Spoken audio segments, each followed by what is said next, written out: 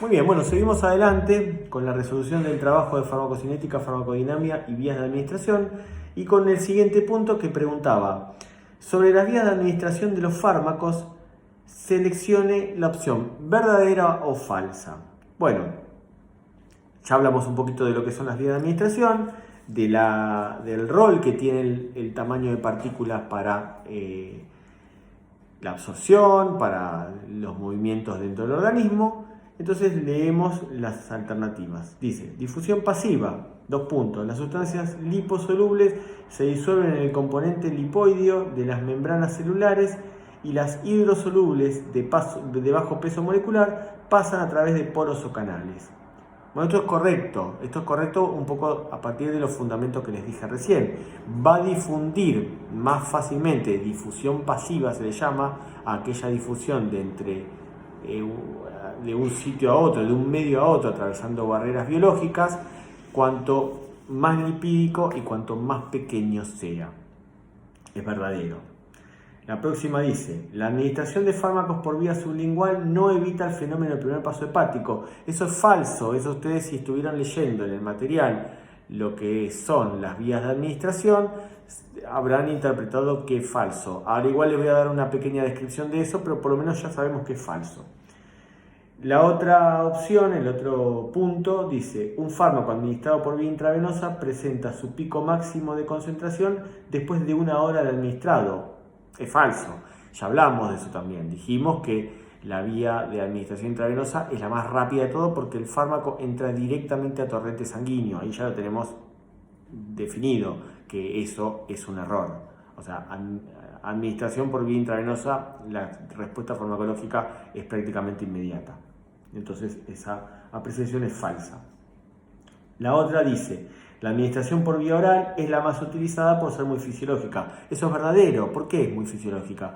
Porque en un organismo de la naturaleza nuestra, humano o animal, de la especie que sea, el ingreso de la sustancia del exterior se hace normalmente por la vía oral, por la boca, por el tubo digestivo. Ingresa por el tubo, por la boca y es eliminado después de haber sido modificado de todas las formas posibles, es eliminado o por vía urinaria o por vía fecal. Entonces es la vía más fisiológica, la oral es correcto eso.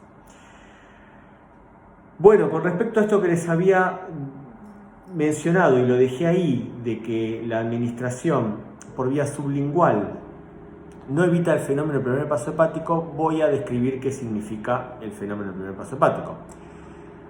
Cuando una sustancia ingresa por vía oral, al entrar a torrente sanguíneo, una vez que ha sido absorbida, tiene la alternativa de que un porcentaje de esa sustancia absorbida ingrese en un sistema venoso que es el sistema portal, el sistema de la vena porta, el sistema de venas que conducen sangre al hígado. Habíamos dicho que el hígado era el órgano metabolizador por excelencia, entonces todo lo que entra por sistema de la vena porta y va al hígado sale biotransformado, sale metabolizado. Entonces, si una sustancia que recién se absorbió, pero que en el viaje a sangre, en vez de ir al órgano donde tenía que producir el efecto, viajó a hígado, esa sustancia va a sufrir metabolismo y no va a ser activa. A eso se denomina fenómeno del primer paso o eliminación presistémica, ¿sí? Metabolismo de primer paso, esos son los distintos nombres que en las bibliografías ustedes pueden ir encontrando. Que se dé esa situación es contraproducente, porque si yo tomo un medicamento y antes de producir el efecto sufre metabolismo porque viajó a hígado, porque entró por la autopista equivocada, digamos, por decir una manera, por las venas que en vez de llevarlo al órgano donde producía el efecto lo llevó a donde lo metabolizaba, eso no es esperado. Pero bueno, eso sucede con la mayoría de los fármacos cuando se administran por vía oral.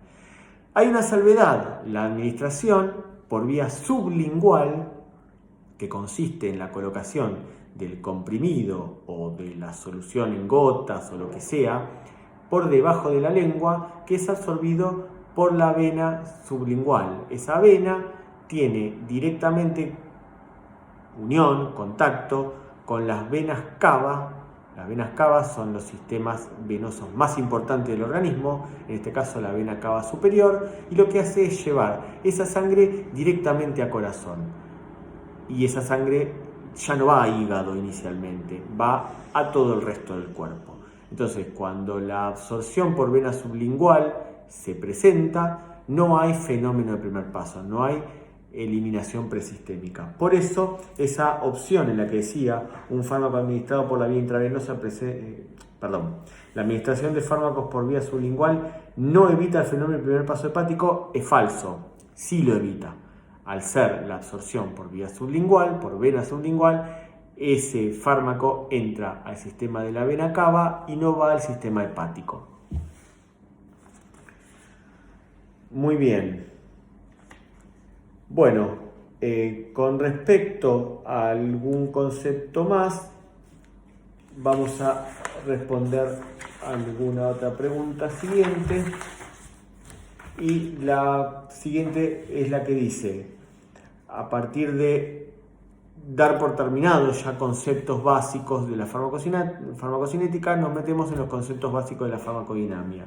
Y este punto decía, marque las características de la unión fármaco-receptor según lo considere. Bueno, primero les defino lo que es farmacodinamia, ¿sí? ¿Qué tiene que ver con esto de la unión fármaco-receptor? La farmacodinamia, habíamos dicho que la farmacocinética estudiaba lo que le pasaba al medicamento dentro del cuerpo, que era absorbido, distribuido, metabolizado y excretado. La farmacodinamia lo que hace es estudiar lo que el fármaco le produce al organismo. A partir de estas uniones fármaco-receptor, el fármaco le genera un cambio a ese organismo. Ese cambio se traduce como respuesta farmacológica. De eso se encarga de estudiarlo la farmacodinamia. Entonces, a partir de entender que se presenta esta unión fármaco-receptor, bueno, vamos a dar respuesta a este punto. Dice, marque las características de la unión fármaco-receptor según lo considere y empieza a dar algunas características. Dice, afinidad es la capacidad que tiene el fármaco para unirse a un receptor específico y formar el complejo fármaco-receptor. Bueno, nos da un concepto de afinidad. ¿Qué es afinidad? Bueno, ustedes tal vez en la bibliografía lo han leído, ¿sí? La afinidad que tiene un fármaco por su receptor. Es correcta esta apreciación, sí, eso es la afinidad que se da entre un fármaco con el receptor. Especificidad, otra característica, dice que es la capacidad que se tiene para discriminar una molécula de otra.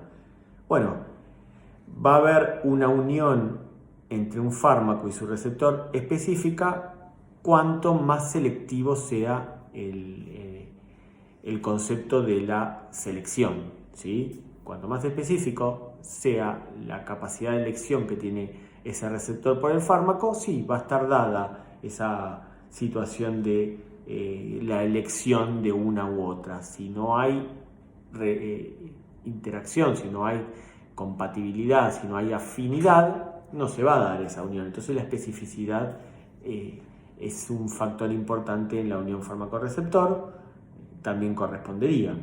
Después la próxima dice, sinergismo. Sinergismo define, es la respuesta de dos fármacos que cuando se administran en forma conjunta producen un efecto mayor que la suma de cada uno de ellos cuando se administran por separado. Sí, es un parámetro farmacodinámico importante. El sinergismo es cuando se dan interacciones farmacológicas, cuando se coadministran dos fármacos y se da esta potenciación, este incremento, este aumento de las respuestas de la unión de estos dos por sobre la acción de cada uno. Eso es sinergismo y es un factor importante de la unión fármaco-receptor. Sí. Antagonismo.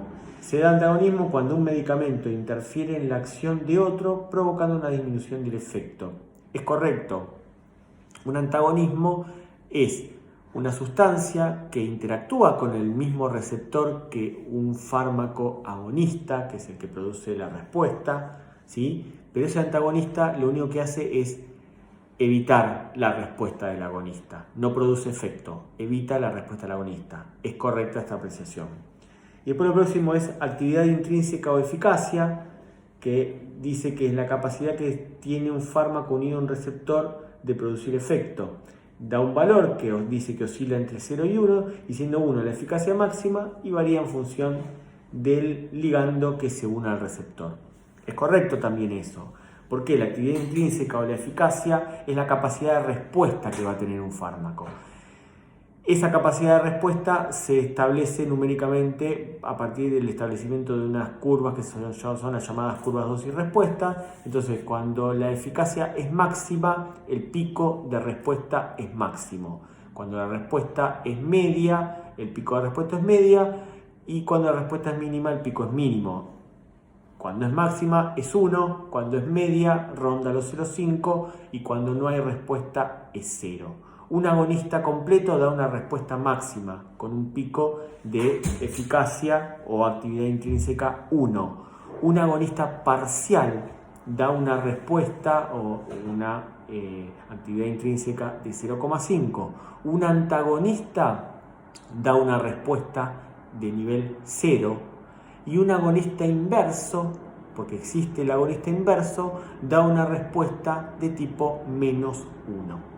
Entonces sabemos ahí cómo se da esa contabilización de la capacidad de respuesta de los fármacos según si es agonista o antagonista.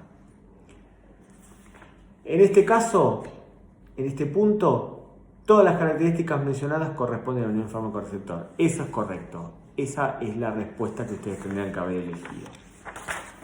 Nos vamos a la próxima, a la siguiente, que también está relacionado con lo que es la farmacodinámica. Estamos yendo en orden para que más o menos tenga un sentido. Ustedes lo han leído del material en orden, han respondido aleatoriamente como se los planteó el formulario, pero yo les voy tratando de dar un orden también para que tenga un sentido esta explicación. La segunda pregunta plantea: marque verdadero o falso según corresponda. Dice: ¿los fármacos producen sus efectos por la interacción con receptores específicos del organismo? Ya sabemos que es verdadero eso. Desde esta altura ya podemos establecer que si un fármaco es de acción específica, la acción la logra a partir de unirse a sustancias que son denominadas receptores. Y acá la próxima lo que dice es: ¿los receptores son macromoléculas de naturaleza proteica ubicadas en membrana, citoplasma o núcleo de las células? Es correcto. Los receptores son proteínas, sí, tienen naturaleza proteica y se pueden encontrar en la membrana celular, en el citoplasma o en el núcleo. Los fármacos lo que hacen es unirse a ellos para dar lo que es la posterior respuesta farmacológica. Un antagonista es aquel fármaco que se une al receptor y no produce respuesta farmacológica. Por lo que les acabo de explicar de agonismo y antagonismo, es correcto también. Tiene afinidad por el receptor, pero no tiene actividad intrínseca o no brinda respuesta farmacológica. Es correcto, es una apreciación verdadera también. Y después la última dice: agonista tiene afinidad por el receptor y eficacia farmacológica. Lo mismo, es correcto, tiene afinidad y tiene una eficacia. Será de 1, de menos de 1 o de -1, si será agonista completo, agonista parcial o agonista inverso. Estos son conceptos generales, chicos, por favor, sepan que después se van aplicando en la particularidad de cada familia de medicamento. Cada familia de medicamento tiene agonistas, agonistas completos, agonistas parciales, agonistas inversos y antagonistas. Eso lo vamos a ir viendo a medida que vayamos desarrollando cada familia farmacológica. Nos vamos con la siguiente pregunta. Yo ya creo que con esta explicación así muy rápida, vertiginosa, describimos características farmacocinéticas y farmacodinámicas. Definimos farmacología, más o menos. Entonces nos vamos a la otra parte que las otras preguntas hacían referencia, por ejemplo, a errores de medicamentos. Y fíjense esta pregunta lo que decía: un error de medicación es cualquier suceso que, pudiendo evitarse, lleva al uso inadecuado de la medicación. ¿Es verdadero o falso? Bueno, eso es verdadero, porque cuando un profesional de la salud, en este caso, es responsable de la administración de un medicamento para un paciente, si ese medicamento produjo un efecto indeseado, produjo un suceso no esperado, no adecuado, eso es considerado un error de la medicación. Es correcto. Y acá les traigo un concepto desde la órbita de la farmacia, que es la denominación de los medicamentos. Hay un dato de estudio que se titula denominación LASA de los medicamentos, LASA. Esta denominación LASA significa, en sus siglas en inglés, like alike o sound alike. Se escucha como o se dice como. Like alike o sound alike. Eso es LASA. Esa descripción, esa definición nos da la posibilidad de establecer que los fármacos, cuando tienen similitud fonética o similitud física, pueden predisponer a errores en la administración de los mismos. ¿Qué es un fármaco que tenga similitud fonética? Un fármaco que suene en su nombre parecido a otro. Adrenalina, noradrenalina, morfina, apomorfina, fentanilo, remifentanilo. Eso es similitud fonética y predispone muchas veces a errores en la medicación. Después, los fármacos que tienen similitud física también predisponen a error de administración de medicación. Hay veces que las ampollas son de igual color, de igual tamaño, con la misma cantidad de contenido, muchas veces los comprimidos también lo son. Entonces todo eso va de la mano a que se produzca lo que habíamos visto en este punto. Si el error de la medicación era suceso que, pudiendo evitarse, lleva al uso inadecuado de la medicación. Bueno, esta descripción de LASA, de like alike y sound alike, predispone mucho a que se presenten estos errores de la medicación. Esto era un datito que les quería agregar a lo que es errores de medicamento, porque ustedes, como futuros profesionales del ámbito de la salud, tienen que estar atentos a evitar que les ocurran errores en la administración o en la gestión de la administración de medicamentos, porque quizás ustedes no sean los responsables de administrarlo, pero sí participarán en algún aspecto en la gestión. Los instrumentadores quirúrgicos haciéndole llegar al profesional que corresponde, y los de bioimágenes también participando en lo que sean algunas instancias en las que se tengan que tomar algunas medicaciones, contrastes, por ejemplo, entran en los medicamentos. Entonces son susceptibles a esto de los errores de los medicamentos. Por eso hago hincapié y que a ustedes les quede, porque es un tema muy delicado. Bueno, el próximo punto en cuestión que quiero resolver es el que pregunta: ¿cómo se hace prevención de que se produzcan errores de medicación? Entonces da una lista de muchas alternativas y nosotros tenemos que ver cuál sería correcta. ¿Registrar debidamente hace prevención? Por supuesto que sí. Los registros siempre favorecen a un trabajo ordenado. En todos los aspectos de la vida, un registro ordena las tareas. ¿Administrar al paciente correcto? Por supuesto que sí. Administrar la medicación al paciente que corresponde. ¿Administrar la dosis correcta? Por supuesto que sí, es apropiado para evitar un error. Informar o instruir al paciente también proporciona un elemento de seguridad para que el paciente, al tomar el medicamento, evite cometer un error. Administrar por la vía correcta también va de la mano con evitar errores. Administrar el medicamento correcto, por supuesto que también. Y administrar a la hora correcta también. Entonces la que correspondería acá que ustedes hayan contestado es: todas las opciones son relevantes para evitar errores. Y acá les traigo también un elemento más, que esto es más bien para enfermería, pero no está mal que lo sepan. Existe una regla llamada la regla de los 5 aciertos, en la cual uno mentalmente hace un trabajo y hace un análisis de cómo evitar errores. Estos 5 aciertos son: tener al paciente correcto, tener el medicamento correcto, dar la dosis correcta, la vía de administración tiene que ser la correcta y el momento de administración el correcto.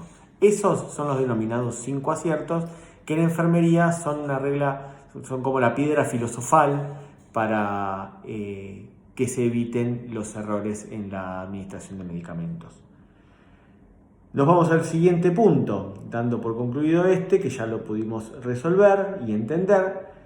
Y el siguiente que quiero plantearles es el que pregunta: sobre reacción adversa al uso de un fármaco, seleccione la opción que corresponda. Bueno, acá va a ser interesante interpretar qué es una reacción adversa al uso del medicamento. Las opciones que plantea, que propone, dice: ¿son consideradas intoxicaciones? No. Una reacción adversa no es lo mismo que una intoxicación. Que después, a raíz de una reacción adversa, se produzca un fenómeno de intoxicación es otro tema, pero la reacción adversa no es considerada una intoxicación. ¿Son los efectos nocivos o indeseados que se presentan con su administración? Sí, eso es correcto. Una reacción adversa es lo nocivo que pudo producir la administración de este medicamento. Esa es la opción correcta. La otra pregunta: ¿se da por incompatibilidades? No está relacionada una reacción adversa con las incompatibilidades físico-químicas que se puedan producir. Que se produzca una reacción indeseada del uso de un medicamento por incompatibilidades químicas puede ser que sea correcto, pero no se denominan las incompatibilidades físico-químicas como reacciones adversas a los medicamentos. Y son los efectos secundarios que puede producir el fármaco, y acá es el más interesante que puede llegar a confundir. No, los efectos secundarios no siempre son reacciones adversas. Un efecto secundario es una respuesta que da aparte de la respuesta que yo espero que me dé ese medicamento. En algunas oportunidades es reacción adversa, en otras no. En otras, un efecto secundario es un efecto que colabora con el efecto principal. Así que no es lo mismo una reacción adversa medicamentosa a un efecto secundario. Entonces la correcta es efectos nocivos o indeseados que se presentan con la administración de los medicamentos. Y la última, que nos pregunta si una especialidad medicinal es aquella preparación elaborada y garantizada por el farmacéutico destinado a la entrega directa a los pacientes y cuya preparación viene consignada en las farmacopeas. No. Eso es incorrecto. Esa es la definición, es la descripción de un preparado magistral. Los preparados magistrales son aquellos medicamentos que son obtenidos en la oficina de la farmacia, que se preparan con una técnica artesanal, con pautas artesanales, y que el farmacéutico, a partir de una orden médica, prepara para que ese paciente en ese tratamiento cumpla con su terapia. No corresponde a lo que es la descripción de especialidad medicinal. Una especialidad medicinal, ustedes tal vez lo tienen que haber leído en la bibliografía, en el material que se les dio. Una especialidad medicinal es una fórmula farmacéutica definida, establecida, a partir de la cual, por tener aprobación de la autoridad sanitaria, esa formulación tiene un nombre comercial y es utilizada para tratamientos farmacológicos. O sea, es distinta el establecimiento de la concepción de la especialidad medicinal de un preparado farmacéutico de tipo magistral. El preparado magistral no tiene registro. El preparado de tipo especialidad medicinal sí está registrado por la autoridad sanitaria. Se prepara de un modo industrializado, ¿sí?, a granel, a cantidades, y no para resolver una problemática puntual. Por lo general se utiliza más bien en tipo de sentido común, en un uso generalizado de la sociedad, y no para un paciente específico con una receta de preparación específica. Esa es la diferencia clave de una especialidad medicinal y una preparación magistral. Les doy un concepto más, que la preparación, la especialidad medicinal, a su vez puede ser contrastada por la existencia de un medicamento genérico. Y la diferencia de un medicamento genérico es que no responde a las características de la preparación de tipo especialidad medicinal por el laboratorio que sí le dio su nombre a la especialidad medicinal. Un genérico tiene los mismos componentes, respeta la misma fórmula, pero no tiene el nombre comercial y no es elaborado y no está autorizado por la autoridad sanitaria, valga la redundancia, que le dio a un medicamento elaborado registrado. O sea, un genérico es más económico porque tal vez no tenga algunos criterios de lo que es la inscripción, tiene diferencias en la elaboración, pero cumple la misma finalidad que la especialidad medicinal. Esa es una diferencia importante para establecer entre lo que es un medicamento genérico y una especialidad medicinal. Con esto, bueno, doy por terminado este popurrí de temas que les brindé para resolver este trabajo número 1. Próximo trabajo, ustedes lo recibirán, lo van a ir desarrollando a partir del material que tienen, lo van a entregar y yo voy a volver a hacer una devolución de estas características para ofrecerles algunos, datos extras a lo que ustedes puedan haber trabajado. Espero que les sea de utilidad y bueno, nos veremos en el próximo video.